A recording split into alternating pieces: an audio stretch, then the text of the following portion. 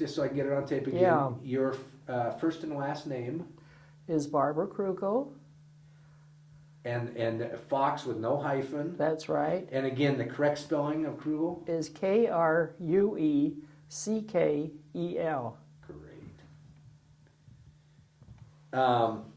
Well, since this is interview number 2, where do you want to start? Because I'll freeform a little bit with you on it. Yes. Well, I think I should start. This is going to be about my lesbian life in the 20th century. And I think I should start with how did I find my identity. And one way one finds one's identity is through clothing, strangely enough. When I was a little girl, I saw that the girls were dressed differently than the little boys, and I didn't want to be a little girl, I wanted to be a little boy. It was quite obvious. And I knew that my mother and father had made an error, and I told them so. I don't know how old I was. I must have been around 4. And I said, how do you know I'm not a little boy? And they said, there are ways. The doctor told us. So I said, well, how do you know the doctor didn't make a mistake? Oh, doctors don't make mistakes, they know. And the thing was that I didn't play with dolls. I was a typical tomboy, and I really preferred to play with airplanes and little cars and that sort of thing. And my parents went along with this. They didn't pay too much attention. But getting back to clothing, I always wanted to wear boys' clothes. But of course, when I went to school, I had to wear girls' clothes. And the first that I remember, my coming out, you might say, was in the 9th grade. We had 2 teachers who gave shows. And at the end of each semester, every class got a show. And so they were very good. It was always a musical show. And we got to wear different costumes. And at the very end of whatever their presentation and their directing was, why we could come however we wanted. And the night before the show, I don't know what I was supposed to come as, whatever it was, I got an idea. And so what we did, my mother and father and I, we dressed me up like a little Tyrolean Austrian boy, and I had my father's shirt and cut off the jeans like lederhosen and had the suspenders and a hat with a feather in it and long stockings and probably Buster Brown shoes. Anyway, the day of the show, at that time, in the last act, why the curtains parted, and we had our class there, and all of a sudden, and I was tickled. I felt wonderful. I felt natural. And all of a sudden there was this bzzz, and it was the school teachers deciding that this little boy up on the stage was Barbara, and they loved it. The school teachers loved it, and I knew they loved it, and it was kind of, I was exhibiting. That's all you can say. And after the performance, why, I was in love with my English teacher. I ran upstairs to her classroom. She was teaching. We were wandering the school. We didn't have to do anything. We were the senior class. And she was teaching. And I appeared in the window, and she happened to look around, and she rushed from her class and came out in the hall, and we embraced. We just hugged. And it was, I had a wonderful feeling. And she was so cheerful. I mean, it was so friendly. Well, anyway, that was Miss White. And I've got to tell you the story of Miss White. We're in junior high now. And it was the end of the semester, and I hated leaving not only Westlake Junior High, but also leaving Miss White. And she was a woman who was 49 years old, and I was, let's see, I was still 13. And so anyway, all she felt was affection for me, of course, whatever her life was. And I didn't find out till years later about her. But at any rate, there was a weekend. It was very soon after the performance. There was a weekend, and I'm riding to school on the streetcar, and I'm just about ready to disembark for the school, and one of my fellow students came up and said, "Did you hear about Miss White?" And I said, "No." She said, "She died over the weekend." And my world just crumbled right there. And I went to school, and we never heard why Miss White died. It was a secret. It was hush-hush. And all I know is I was just heartbroken. I didn't find out till years later, at least 10 or 11, 12 years later, I met someone whose mother had been a friend of Edna White. And Miss White had, I should explain, the last semester with her teaching English, why she read us James Hilton's Lost Horizons. And each day she would read us a little bit of that, and we were entranced with the idea of Lost Horizons. Anyway, what she did, and this was winter, she went up to Half Dome in Yosemite and jumped off. I feel like crying at this point. It's very emotional. And yes, she had committed suicide.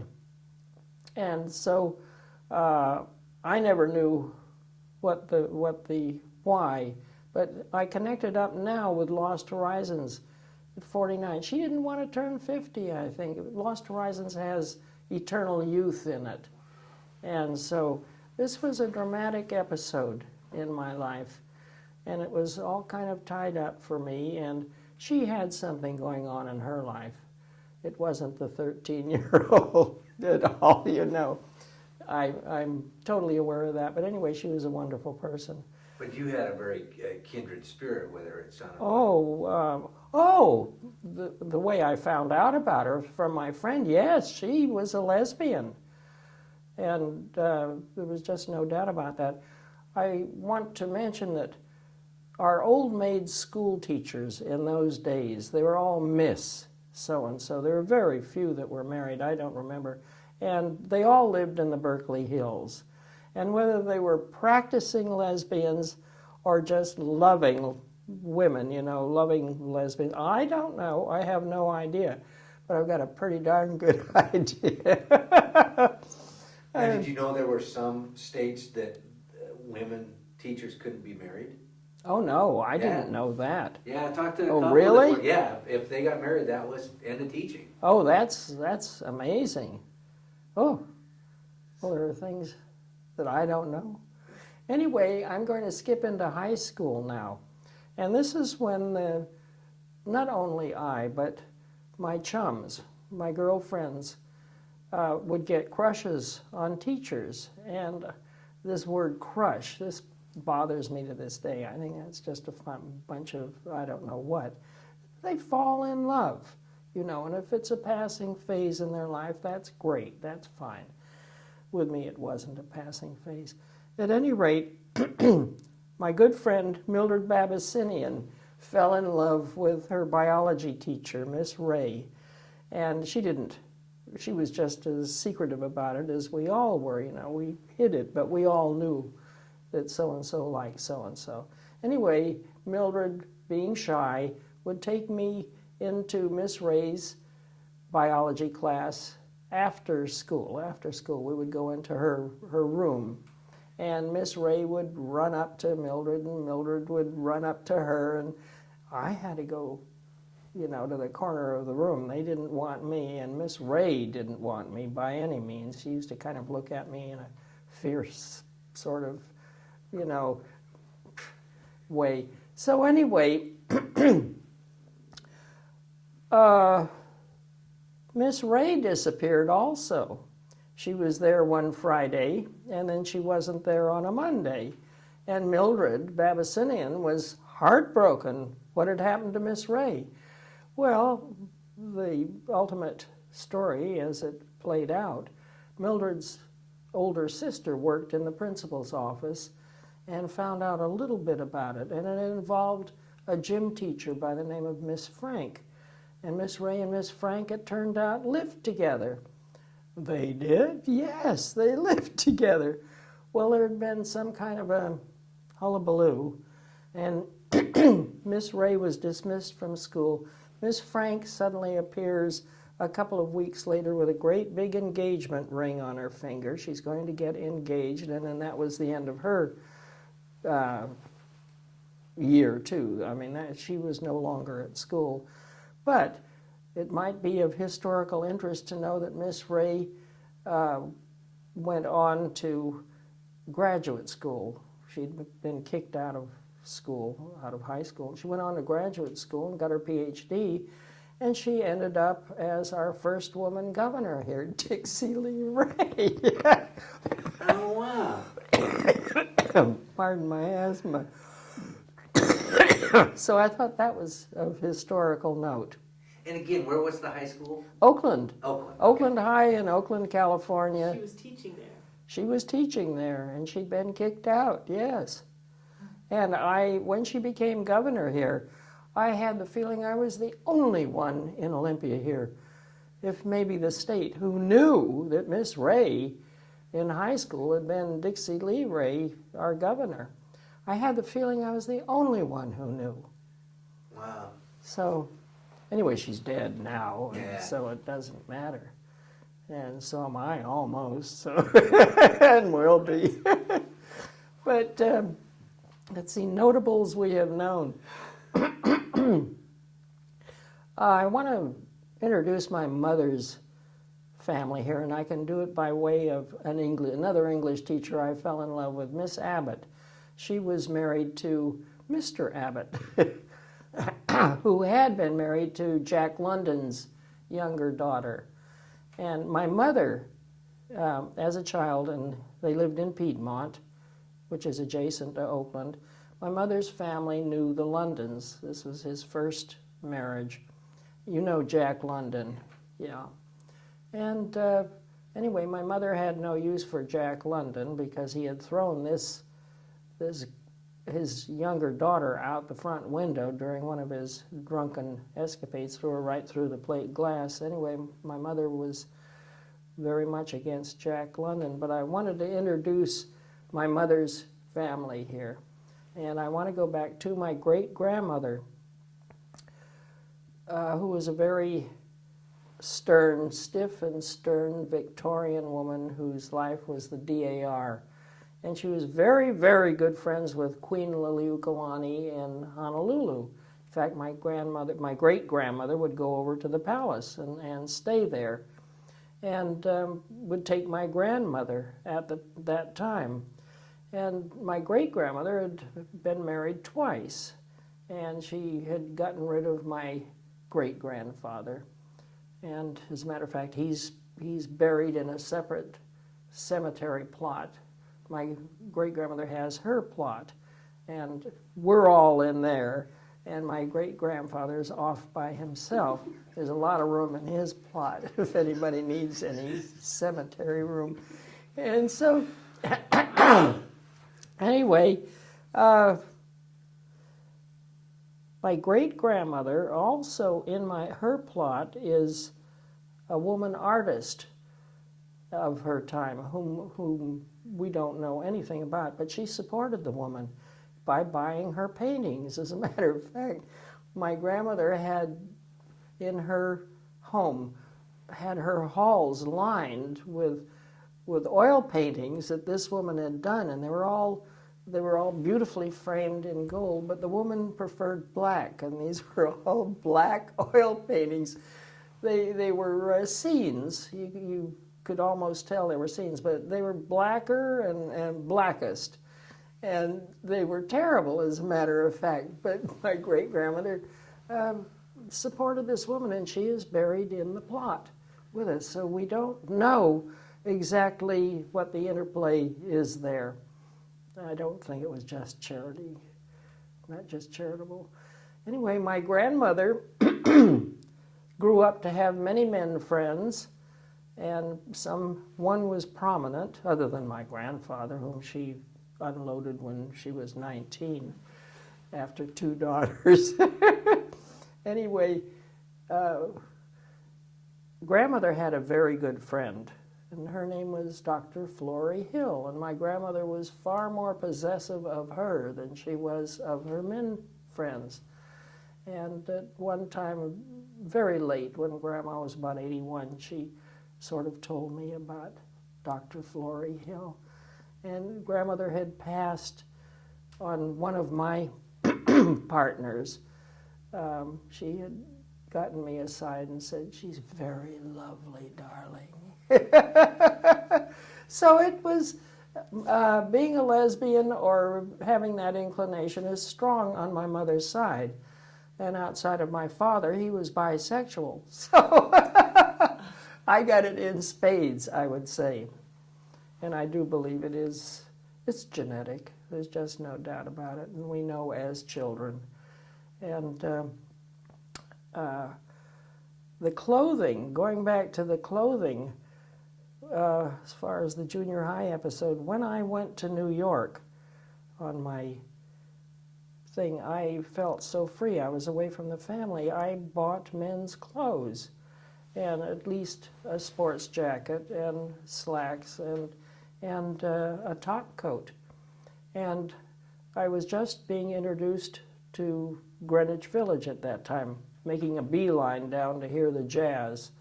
And I had thought I was the only one in the Berkeley Hills until I went to New York, and then I see I'm all over the street. I'm everywhere. We are everywhere. What year? This was 1944. And anyway, I'm on a bus, on Fifth Avenue bus, going down to the village from 29th Street, and I have my top coat on and an ascot tie, and I wasn't copying anyone's dress. I wasn't finding an older lesbian and dressing like the older lesbians. The only ones I knew were school teachers, and they were certainly dressed as women. And anyway, get on the bus, and I think I look pretty darn good. And I was sitting on a side bench, and 2 women in the back of the bus, I hear them say one of them say very audibly, "Isn't it cute?" And this just threw me. I remember, looking, if looks could have killed, I think I killed them both.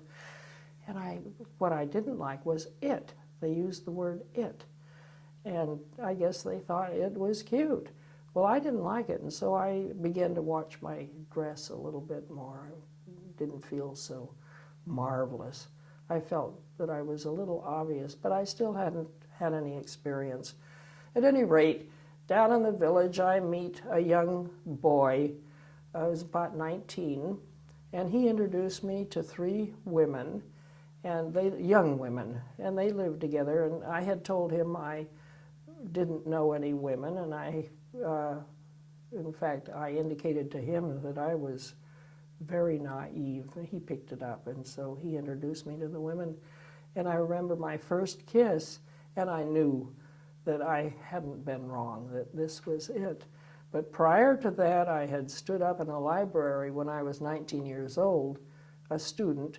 I was in the library reading a textbook, and it was Kraft Ebing, and I had read, and he was prior to Freud, I think, and he was a rotten old German, and this was a translation. And he had classified the homosexuals as sociopaths, and I wanted to die. This was awful. This was a terrible introduction, and I thought I was a sociopath for a long time. And I was living in Berkeley with my mother, and I moved out. This was my last year at college before I went to New York and experienced life. I met a German Jewish refugee, Erica, whose husband was flying for the British in England, and she had gotten out of Berlin with her mother and father. They were the last, practically, to get out. This was 1939? No, it couldn't have been 39. Was it 30? How old was I? Well, I mean when they got out. How old was she? And I want to say 39. Yeah, okay. Her father was one of the Berlin bankers. Their last name was Moishe, in other words, Moses. And they had gotten out, had hiked across the Swiss border, suitcases filled with clothes because that's all they could take out. They couldn't take money out. And they made their way, and she met her husband. And at any rate, why, she got to the Berkeley campus, and she was studying psychology, and she got me in as her roommate in this particular apartment, and I fell in love with Erica. And we never consummated anything. At any rate, we were very close. And I felt that I needed more to my life than just, it wasn't, I didn't just go become an airplane mechanic or want to be part of the war or want to get to Europe. It was also because I had this love affair, and this directs many people. I think their love affairs in life, and particularly when they are young. But at any rate, why, I left for New York then. And I would like to go back just Now, I want to make sure your love affair that you left New York for No, was... Berkeley. I left Berkeley for New York. And which was the love affair? Who was... With Erica With Weingarten, Erica, okay. yes. Erica was in New York. No, Erica was in Berkeley. She was my roommate They- at college. I was, yeah, to get that straight, I was, Oh, she's your. yeah, in Berkeley.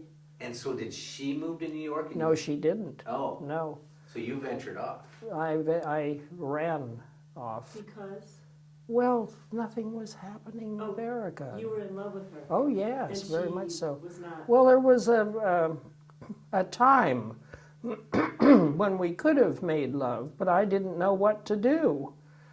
And I'm not going to go into that. No. But She that- didn't that's- know what to do either. But at any rate, why, that's one of the reasons why I got to New York. My life was going nowhere except getting educated, and I wasn't graduating yet. And I've made that clear in the other interview. So anyway, there I am in New York, and I end up being training for Casey, at Casey Jones to be an airplane mechanic. And there are two lesbians who also were training at Casey Jones and would get on at our stop in the village when I'd catch the train, the subway, to go to Newark. Why, they would get on in the village, and they were quite obvious. They were tall and slender and good looking. And it turned out, I got to know them, of course. In fact, I got to know one very well, as a matter of fact. So let me guess, she knew what to do. She knew what to do, yes. Yeah, but I've left out Irene McKay. Irene McKay also was at Casey Jones. But first I'll finish about Matt and Connie. And they lived in the village, and later on they told me they lived across the street from an apartment that Eleanor Roosevelt had. It was Eleanor Roosevelt's apartment. And of course, Eleanor had a very busy life, but she did get to that apartment, and so did a lot of other people. And as Connie and Matt laughingly gossiped about, there were comings and goings there frequently, and everyone in the neighborhood knew it. And of course, we didn't keep secrets like that in the village. It was all over. But this never gets into the documentaries about Eleanor Roosevelt. As a matter of fact, the last one I saw about her, why, one woman who knew her very well was her husband, who was Roosevelt's aide, and he and Eleanor were close. Lasky, I think, was their last name. And she was Dutch. She said that Eleanor's good friend, and I've forgotten her name, she was a lesbian, but Eleanor wasn't. They were very close. They loved each other, and one was a lesbian, but Eleanor wasn't. And I sit there gnashing my teeth watching this thing, and I think, why can't they get it straight? Why can't... And they had brought out the fact that Eleanor had had all these loving friends, from the time she was an adolescent on, and she had this separate house. And they do show the pictures of the house with Eleanor's friends and Franklin sitting there smoking and enjoying himself with all these lesbian friends, you know, and how Franklin enjoyed the girls. But Eleanor wasn't a lesbian, of course not. So,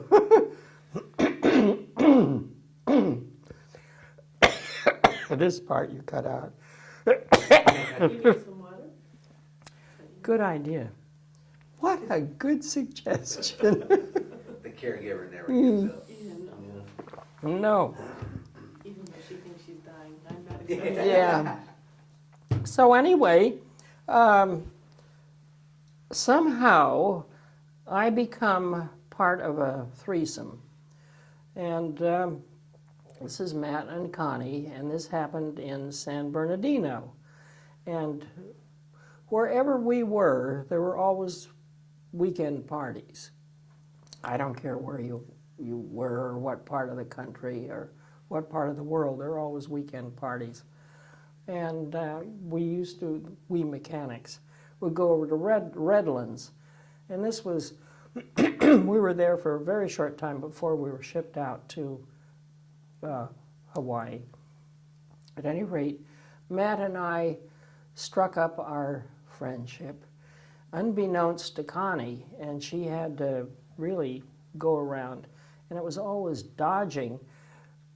We'd have certain shifts, and Connie would get on a certain shift, and Matt would see to it that she got on another shift, and so would I. And Connie was a dear, wonderful woman who had lived with Matt for at least 14 years, and they had a traveling library in New England. And in their relationship, why, Connie always claimed she wasn't a lesbian.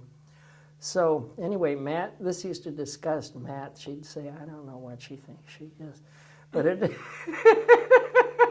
any rate, this is probably not too uncommon in those days. So anyway, we go to Hickam Field, and I'm thinking of the time when I got dengue fever. Why, of course, I'm in the field hospital. I'm isolated in there. And there was one of the times Matt couldn't see me, couldn't get in. Nobody could get in to see me. She broke in. She came right through the window, broke the screen, got in. Now, you've got to love a woman like that. You really do. Who wouldn't? So anyway, one thing led to another, and I'm not going to go into it because I've gone on so long. That's fine. But Go on. Connie did catch on, and she wanted to have a talk between the three of us out at some place where we could be alone. And so somehow we're out on the Coral Flats, away from Hickam Field. And Connie had this all planned, and she attacks Matt with a very large rock, and Matt wouldn't defend herself. And there was no discussing the subject matter. I mean, it was, Connie went hysterical, and that was it. And she scared the heck out of me, and I turned tail and ran, and there was a large truck coming down the road, and I climbed aboard that and got back to Hickam and went to the military police and said, get on out there, something's going on, and explained, you know, there's a woman who's lost it. And so I remember being isolated in a room with one of the cops and seeing Matt and Connie come in with blood dripping down Matt's face. And it was quite dramatic. And anyway, that coupled with the dengue fever, I get hauled into personnel, and the woman in personnel, who was an Asian, knew all about it. I mean, the story was all there. And she wanted to know if these people would go on if I weren't around, if they would go on together. And I said, oh, yes, they would go on together. And so that was when I was given the choice. Of course, my job was over with. and I was given the choice of my free ride back to San Francisco on the ship, which I took. And so there were Connie and Matt left in Honolulu. Matt had wanted us to go on living as a threesome. Well, Connie wouldn't have accepted that, nor would I, and Matt was out of her tree, thinking that that would be all right. So anyway, the whole idea was, the point here is you could buy a house in Honolulu for $2,000, which, if I'd had any wits, I had $2,000. I had saved it up, and I wouldn't have had to have plunked all the money down. It would have been split 3 ways. But at any rate, I go back and I'm heartbroken because I miss Matt, and of course we write letters. And my mother gets a hold of me one day and in the dining room, and she looked at me and she said, "Darling, are you homosexual?" And I said, "Yes, Mom." And she bought me some ties, 3 ties, a red, a blue, and a green tie that I was to wear with a shirt that I wanted to wear, and Mom was perfectly delighted. She thought it looked great. Of course, I was wearing my tailor pants, and my father thought it was terrible that I go around like this. My father had, good sense. Mom thought it was romantic. So, at any rate, Mom and I are in San Francisco very shortly after my return from Honolulu, and there are some women who had been in Southern California. And so they knew San Francisco, and they introduced me to the gay bars in San Francisco. This is how people get around. One person leads to one thing. And so going to the gay bars, I met the only other student from University of California. She was the editor of the Daily Cal, a newspaper there. And we got together, and together with 2 young men, we rented a home in Stinson Beach. And this was after the Oppenheimer Chevalier time of living in Stinson Beach. We just kind of passed there. Anyway, we had a grand time on weekends in Stinson Beach. We would head out and go over on the Greyhound and have a marvelous time. And we would go to parties there, heterosexual parties. We didn't know any other homosexuals there. And people, well, at one point, one woman asked us, "Who belongs to whom?" There was this curiosity. And I said, "We all belong to each other." "Oh, wonderful, wonderful." But I left Frances, the girl there, because someone she introduced me to someone, and her name was Nancy, and I lived with Nancy on and off for 4.5 years in the Berkeley Hills. And on and off with Nancy, I met a lot of other people. There was this one and that one and that one. And so this is the way things were in those days. And I don't think it was being promiscuous. I think it was just being natural, the way things go. And I was lucky. I think I was very fortunate. But what happened to Matt? Oh, Matt and Connie, I traced them through the Red Cross. They went on to become, one of Matt, I don't know about Connie. Connie went with her. She became she had been a school teacher, and she'd gotten a job in Honolulu as a school teacher. And she was 16 years older than I. And she was about 39 at the time. And they went on to Japan. And Matt was a school teacher in Japan, and that's the only way I could ever trace them. We didn't have the computers, not computers, but the internet in those days. The abacus. Was there an awareness when you were in the service? Was it?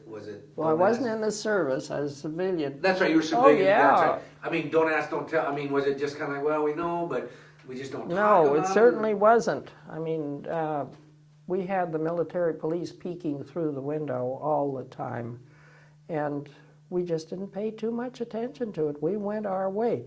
Everyone in the dorm, we all had separate little rooms in the dorm or the barracks. It was a barracks. They all knew about us, but nobody said anything, you know, among the various There people. were no threats in any way. No threats. If we'd been caught, why that, like we were, that would have been the end of it, certainly. But they were always aware of it. There's a tremendous awareness that there should be no sex going on. But you said you were given a choice when you were asked to leave. Yeah, I could have Hawaii. stayed. I could have stayed. I was a And then free what? agent. If I you wouldn't have stayed? had a job. I would have just been on my own in Honolulu, and that would have been interesting. In some respects, I thought you were encouraged to no. Oh yes, I That's forgot. right. You were- I it forgot. was- Oh yes. You've described Oh, it as being yes. forced to leave. When after this personnel woman had said, would they stay together? Yes. That's right. She said, well, she said, this island obviously is too small for you. She said, the island is too small for you. You'd be much happier in Los Angeles or Chicago or New York. And I thought, oh God, you know, I really did. I thought, But that was what she knew, and she was a relatively young woman. And actually, she had come from an Oriental family, you know, this was her background, and they were death on homosexuality. And, but of course, I was a free agent, I could stay there. But she was suggesting, she wanted me out of the place, really. This was the thing. So anyway, let's see. If there must be more interesting stories, but I can't think of them. Has it more may come? Has it changed? Oh, we come to that. Has what changed? Well, the attitude, society's attitude. Because to hear you describe it, I mean, if I closed my eyes and removed the dates and heard you describe your events in New York and Hawaii and didn't put a date with it, Could it be now Yeah, with I the mean- attitude of the military and the resurgence of and the society, the I mean, Christians? there's Oh, both yes. sides, because you have your mother who's like, Oh there's yes. a tie, and Yeah. your father who's like, oh, Yeah. and your grandmother who says, oh, well, that's Yeah. wonderful. Yes. Yeah. It's. Is it evolving? Is it changing? Is it opening doors? Well, I didn't have, my family was different than other people's families, most definitely. I had a good friend in high school, Cynthia, there had been nothing between Cynthia and me. I loved my English teacher. Cynthia liked me. In fact, one day we're hiking in the Oakland Hills, and she said, they called me Cookie then, that was my name. She said, Cookie, if you were a boy, I'd marry you. She was behind me, and I never answered. This embarrassed me, and I didn't feel that way towards Cynthia. But her mother didn't like me, and Cynthia and I were very close. We were good. We loved each other as friends. And her mother married Cynthia immediately as soon as she graduated from high school. Why, Cynthia was whisked off, and I was not invited to the wedding. So that's Cynthia's background. That's her family. My family was totally different. What do you think was different then than now? Well, For at the university level, it was perfectly acceptable. In fact, half the university, when I say half, I don't mean that. I met many women who were teaching at university at Cal, who were the wives of professors who taught there, and they were leading bisexual lives. They had children, and they had their lovers on the side. Many women, and so that hasn't changed. That would be the same. Do you think you would have led, just because from previous conversations that I've had with you, a less, more community, having more community around you? We had, So but you always said you've had to be secretive. yes, You've more or implied- less. you've It all implied depended on, many times you it depended had to on be the secretive. job, yes. One of my partners, when I worked at the radiation lab, her name was Genevieve, and we lived together over 7 years. And everyone all over the lab knew about us, and we were accepted as a married couple. Now, this is at the university level. But when I worked in other jobs, then even though people knew around me, it all depended on the level of the job and also the neuroticism of the males I worked with. You know, how neurotic were they? But wherever I worked, it was always known. And it could have been my appearance. I am unaware of my own appearance, but I never considered myself a dyke of that nature. But of course I am not feminine, so I'm somewhere in between, and so my friend's been somewhere in between. Except for my partner of 45 years, Mary, she was more feminine. Wouldn't you say she was more feminine? Yes, she was feminine. And she never did. Talk about Connie. Mary never quite considered herself a lesbian either. She...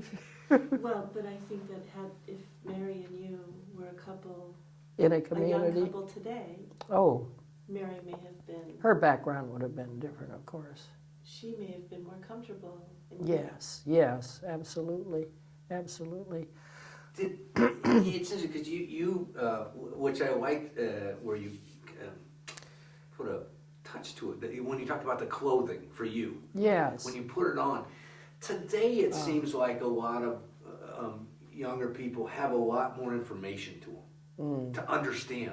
Yes. You know, if they have these questions, we have movies, we have books, we have things. Yes. Oh, yes. Still pretty close. That was totally different. Well, I was going to say, did you have anything that... Nothing other than the fact I was a sociopath. There was no reference of any sort, or how to dress. So No. how did that influence you thinking that you were a sociopath? Oh, with craft ebbing? You mean, how did it influence me?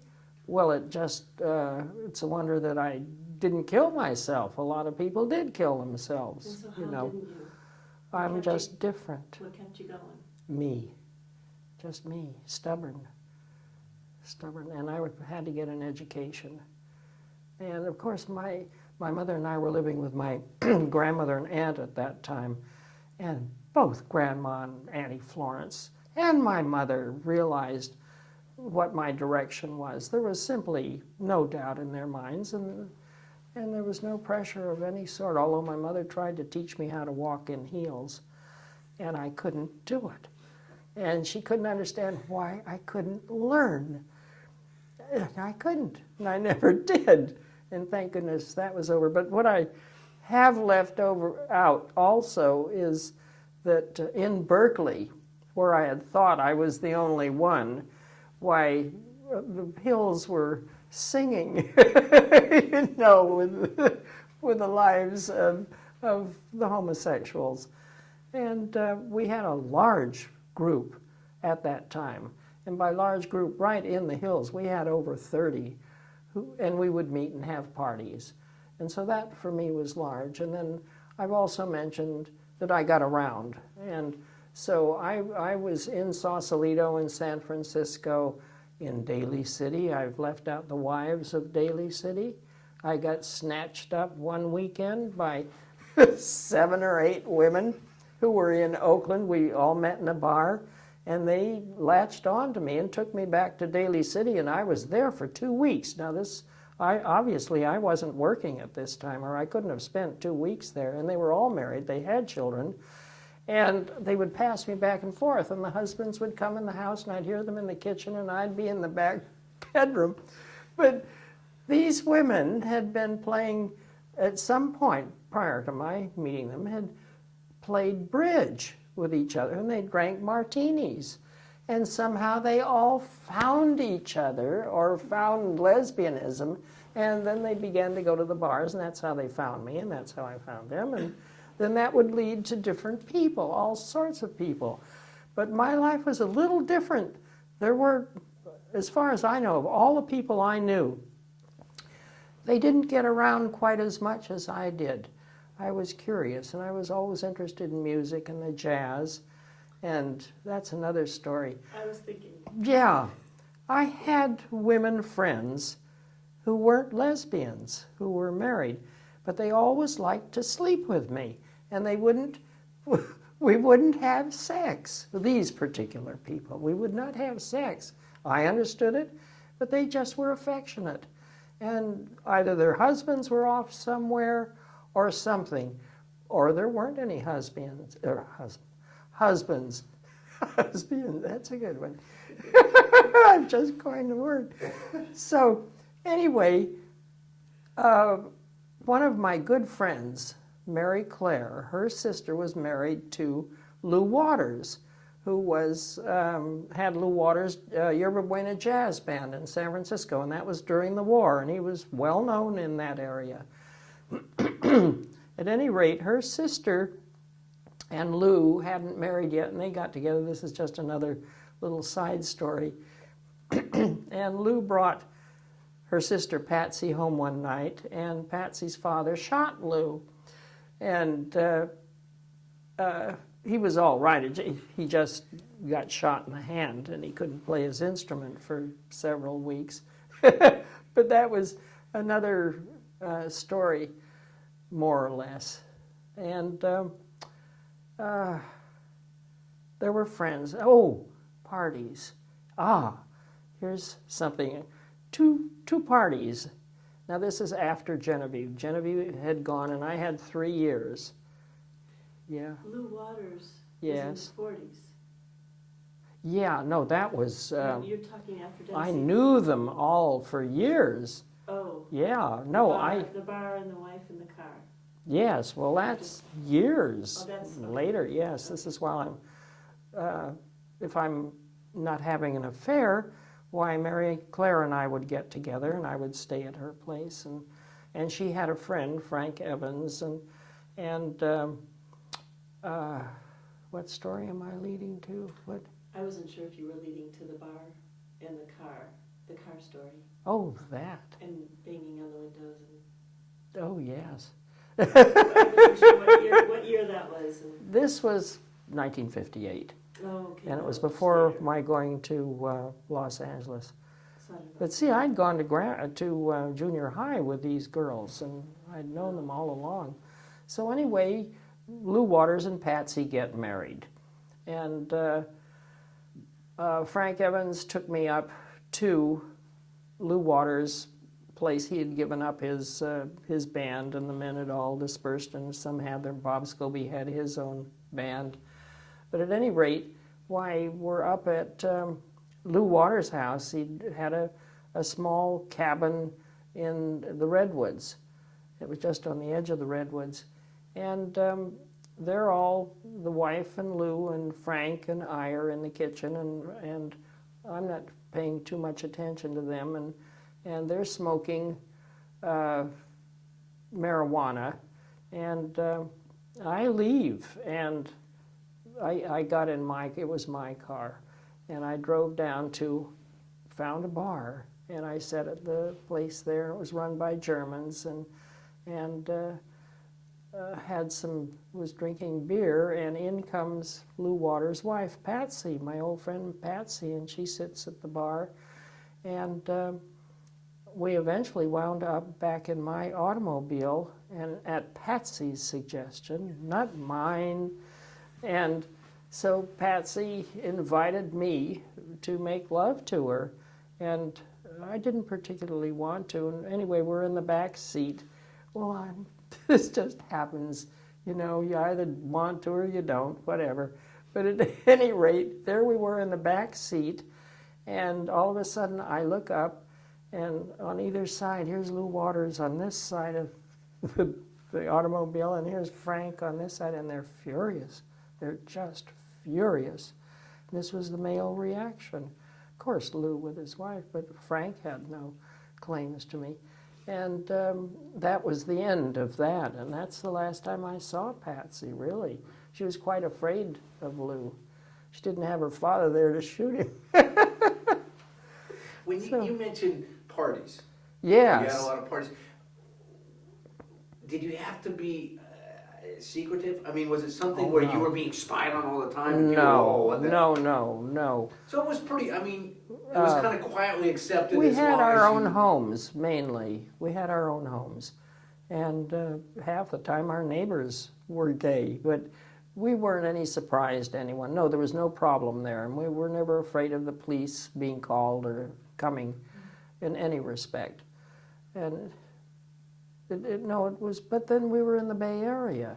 This was long before Castro, the Castro district, long before. And as a matter of fact, when I left there, the beatniks were just in fashion. The others hadn't come along. What do you call them? The hippies. That was, yeah. So anyway, two parties I wanted to mention.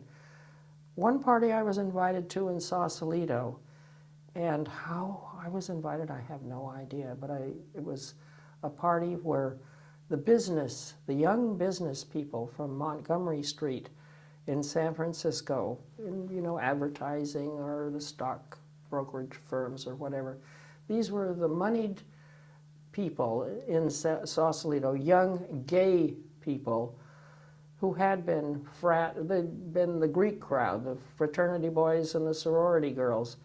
And here they were, all at this party, dancing with each other, not women to women or men to men, carrying out their parents' picture of them. And this was strictly for the neighbors. Talk about neighborhood. This was for the neighbors. I remember it's being mentioned that they were going to confuse the neighbors. And I never felt so far out of anything in all my life, because to me it was fake. And I may have only been 2 years older than most of them there.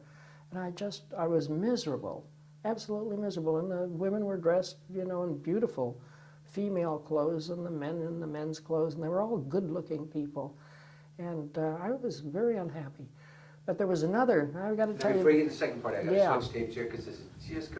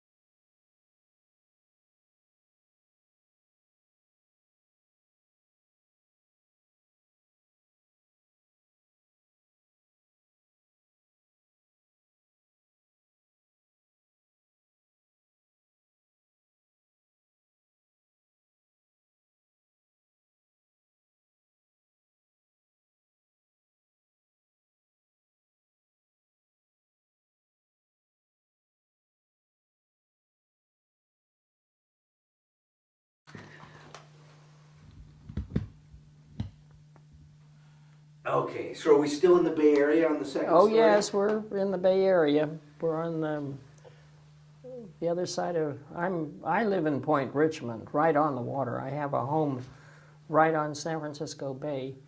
And at that time, as I mentioned, my friend Genevieve and I had separated, and I kept the home. I loved this home. It was a very small place. At any rate, the San Rafael Bridge was right there. The other side of the hill was Point Richmond, and many people from the university lived in this area. There were a bunch of us in there, and even my next door neighbors. So anyway, another party, other than the party, the Sausalito party, where I was so miserable, you know, these people still were playing old tapes of belonging. They wanted to belong. And I had left that way, it was so far away from that. But that was their life. They probably all got married and had children for all I know. But at any rate, there was another party that I was invited to at that time in San Francisco, and I was much happier there.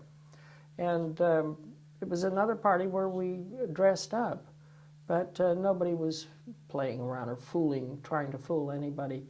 It was a very nice group of people. And it was being held, two young men held the party. I didn't know any of these people. I would get invited places, and I don't know how I ended up in places, but I did. At any rate, one of the young men had been in Japan in the service, and he had brought back many Japanese artifacts. And one of them, during the party, this is before we ate, and we'd all had cocktails, a certain amount to drink, and I noticed the swords up on the wall crossed, and they were samurai swords, and so this interested me because they were collector's swords. And so I'm looking at them, and one of the young men came over and took one of them off the wall and held it down so I could see the hilt is what's the handle? The hilt? It's a sheath, hilt. Yeah. Well, let's call it.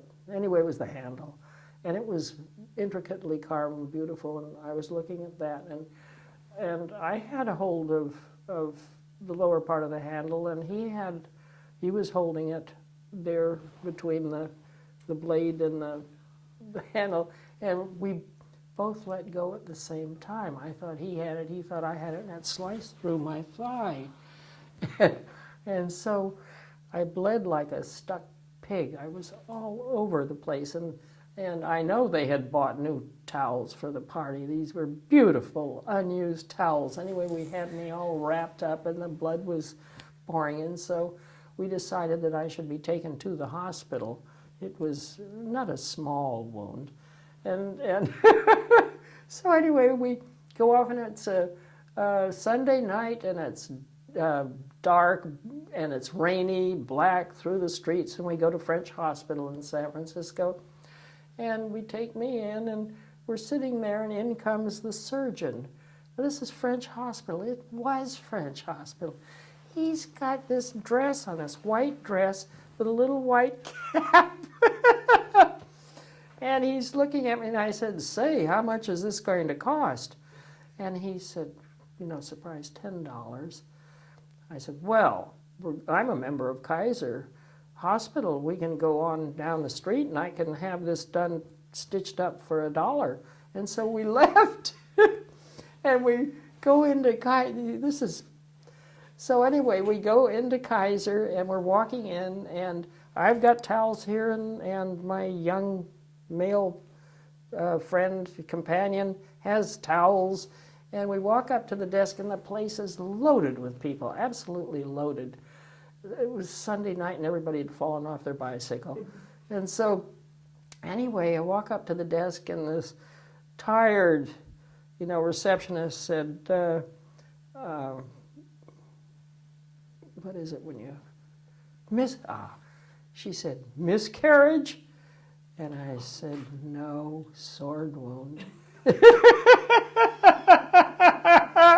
So they usher me in, to where they can stitch me up in a hurry, and the young man's sitting out in the aisle there, and the only place he could find to sit on was a wheelchair, and he's sitting holding all these bloody towels, and the man next to him looks at him and says, "Hurt bad, son." And so anyway, of course they had to call the cops because it was a knife wound. And so I'm suddenly surrounded by San Francisco cops. And they want to know, what it was. And I said, it's a samurai sword wound. And so at any rate, the story jibed with my friend's story. And the next week, after they take care of me, and I go back to the party and everything's fine. And so the next week I had the stitches, or had it looked at. It was before the stitches should come out, in Oakland. And I went in there to Kaiser, and I explained that I had this samurai sword wound on the side there. They said, "You're the one! You're the one!" It had gone across the base. So that was that story. And Too funny. yeah, I got the skirt stitched up. The skirt was all sliced. You had a skirt on, I had a skirt on, yes. so you didn't always dress. No, I explained. Oh, because You it was- missed it. Yeah, no. Yeah, it was. From He remembers. No, I had explained it was another Yes. party where we dressed up, but I was happy at this party. Yeah. So, I've left out the part of where I find my companion, Mary Spitzer, of 45 years in Southern California.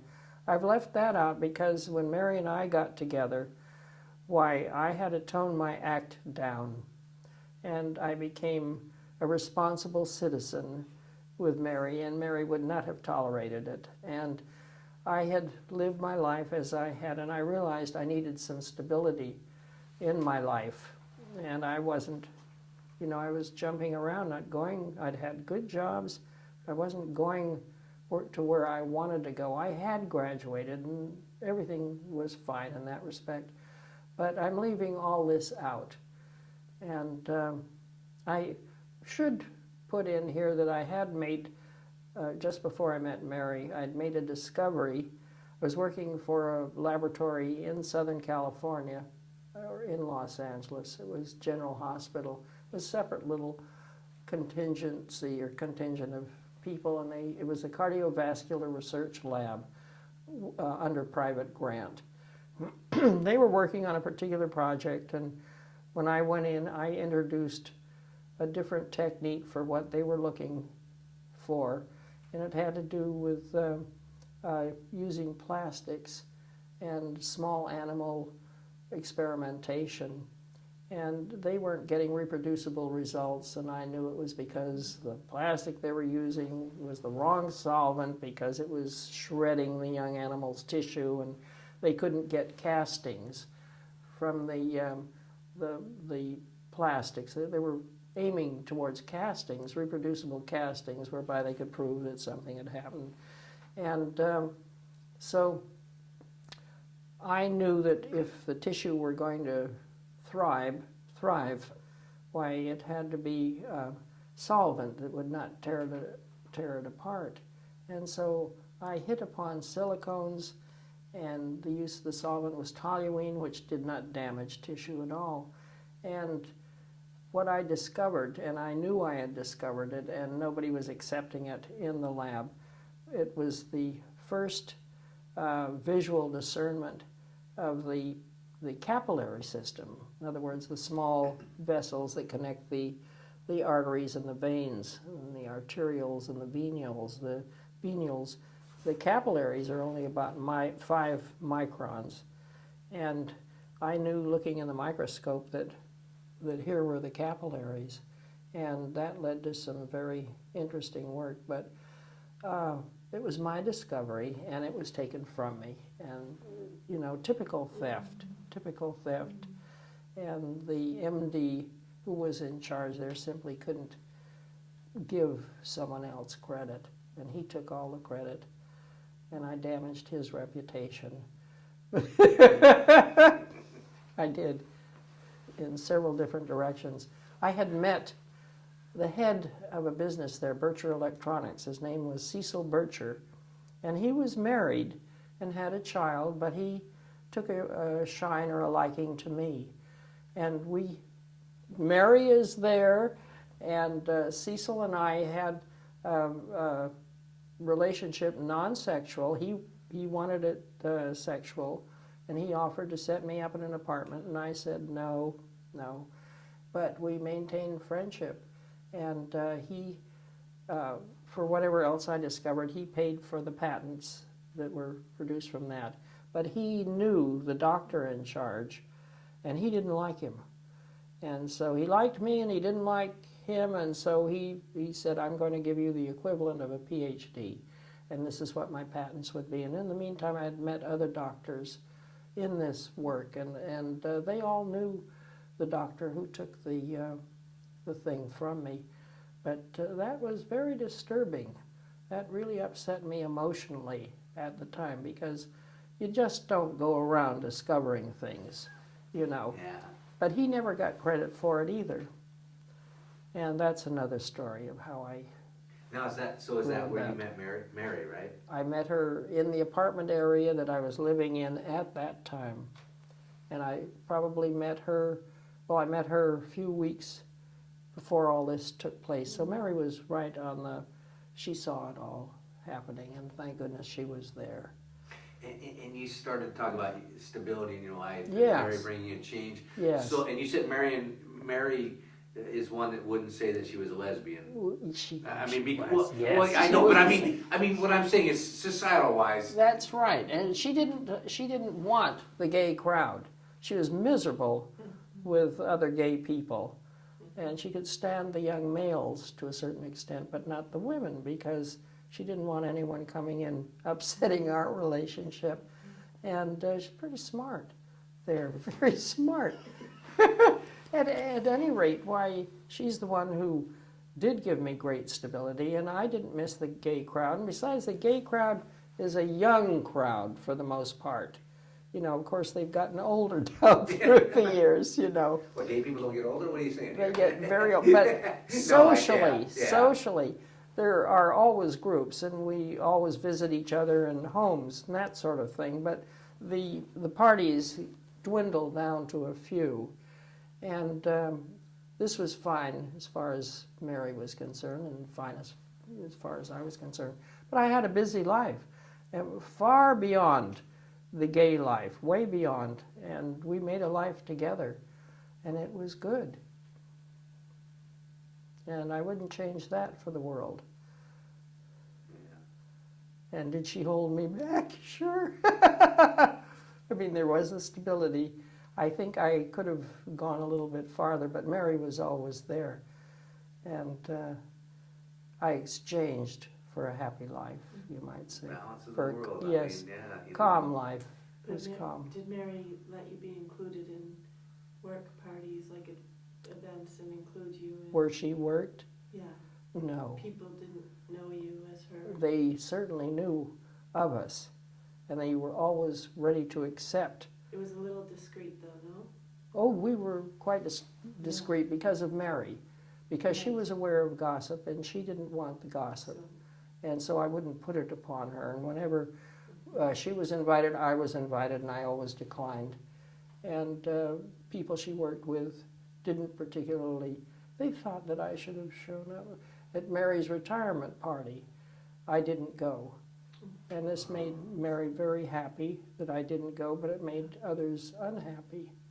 What was Mary, same background issue? What was her? Oh, totally different. Totally different? Totally different, yes. Yeah. Religious. Not terribly religious, but religion played its ugly head there. It was in there. When I met Mary, she was singing in the choir, and she had just moved to Southern California herself from Ohio. She'd followed her brother out. She was singing in the choir, and one of the first things I said were, "We've got to get you out of the choir." And she left the choir. And how many years did you say you were? 45 years. 45 years. But yet there was still this, it existed and it didn't exist. That's right. I mean, for you too, it did. That's right. Yeah. Because But didn't even go to her. That's, actually, I never thought about it. her family never, she didn't Oh, her have, family. she didn't have a background. You That's had a right. supportive mother. That's a father right. who was a little, on the edges there. It was totally But- different. Right, but you had a different family background. Yes. Your family background taught That- her not to accept anything. That's that was right. They came in unexpected. and with the attitude that Mary should leave me. This was her brother. Oh, her brother was a mess. Her mother and father more or less accepted me, and then they came to accept me far, far more. But there was an initial scene at the dining room table with her father with the Bible open and thumping the table and banging around, and I just snorted at him, and Mary was, didn't pay too much attention.